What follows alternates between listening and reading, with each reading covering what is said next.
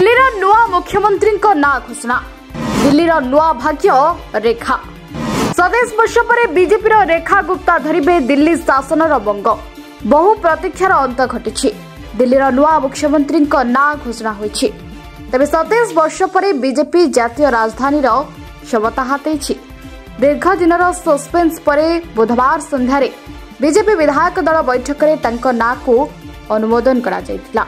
शालीमार बागरू विधायक थिबा रेखा गुप्ता दिल्लीर नुआ मुख्यमंत्री हेबे।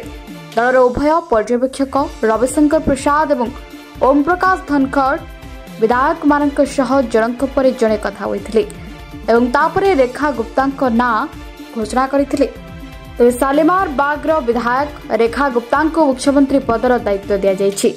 या बीजेपी पाई एक ऐतिहासिक मुहूर्त कारण दल 27 वर्ष पर दिल्ली रे क्षमता को फेरी पूर्व मुख्यमंत्री पद पर अनेक ना चर्चा रे थिला किंतु रेखा गुप्ता समस्त को पछरे पकाई दौड़े विजयी होइथिले।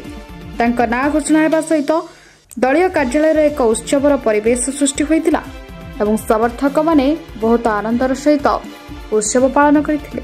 Bureau report news 88 Odisha.